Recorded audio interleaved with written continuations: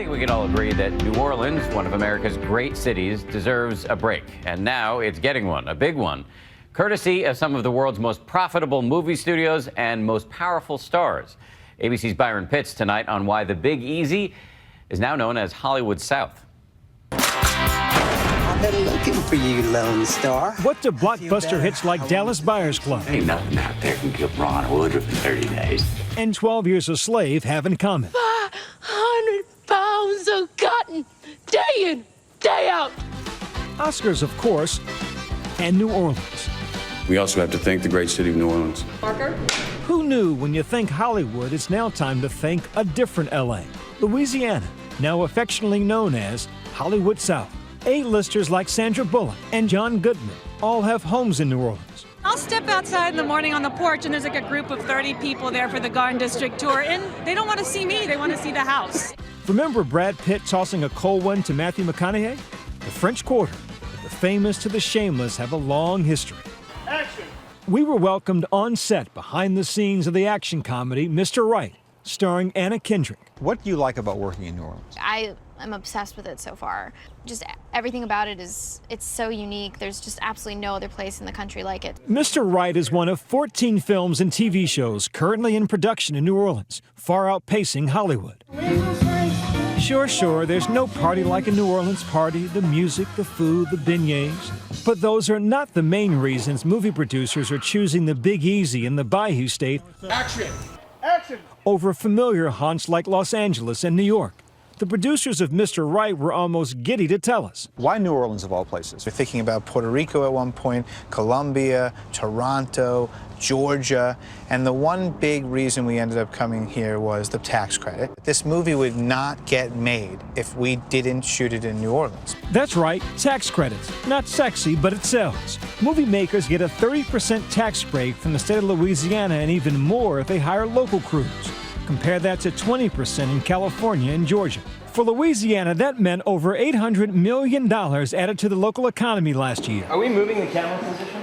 For local technicians like Earl Woods, it means a steady paycheck. Like so many here, he lost plenty in Hurricane Katrina. When Katrina came, went down, it was probably about 6 months before the movies started trickling back in.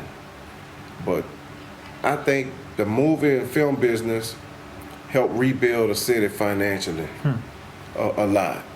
And now that trickles a stream. Give me the quick laundry list of some of the major films, the well-known films, the names that people would recognize that have been filmed in Louisiana. 21 Jump Street, 22 Jump Street, Planet of the Apes, the Dawn of the Planet of the Apes. That was a huge project for us. So that black building ahead of us is one of the buildings on the corner of the intersection that was shut down during the Dawn of the Planet of the Apes. When witches don't fight, we burn. TV hits like American Horror Story. American Horror Story, Coven last season had one of their hero locations on Royal Street, the Gallier House. Partners for life. That steady stream of work in movies like 21 and 22 Jump Street. Look around you. We run this town. And Django Unchained. Like the way you die, boy. He is a rambunctious sword, ain't he? Have led actors and production workers to move from California to the Houdat State. Your business takes you to many locations to work on films. What do you see unique, different about New Orleans? There's a European flavor to it, a French flavor. It's got so many different. It's an amazing city. Let's shoot it. Director Paco Cabezas from Spain couldn't say enough. So why'd you choose New Orleans? I want a movie that's full of color and life, and that's why we came here. There's plenty of that in New Orleans. Yeah, any of that. During the weekends especially. Production designer is a big title for a young professional. I have to say I've been very fortunate down here in that because it's been so busy, I've had a lot of access to things that I don't think I would have necessarily had in LA or New York. So in some ways it was kind of a fast-track apprenticeship. And just as quickly, residents here seem to have embraced their new neighbors. There'll be a movie filmed at the school where I work. Is that over right? the Thanksgiving holidays, yes. Very exciting. They're filming movies everywhere in New Orleans. Everywhere. And you don't mind the disruption at all? No, I mean, actually, we welcome it. We live right on the outskirts of Jazz Fest, and I grew up on this street as well as raised my family on this same street. So we're just grown up that way. New Orleans, you know, kind of bring it here, bring it on. Beyond the tax credit, many credit Brad Pitt in the film The Curious Case of Benjamin Button as a major turning point. Remember this house? Benjamin Button was one of the first big movie productions post-Katrina. Pitt, one of the many superstar celebrities who've given both their talent and time to rebuilding this great American city. Brad Pitt really fought to bring The Curious Case of Benjamin Button back down to New Orleans after the storm. I think they had planned on shooting it here. Obviously, after the storm, the production company and the studio were a little leery. And I think he knew what it would mean for the city to showcase that it was dry and that it wasn't underwater still and that they were open for business.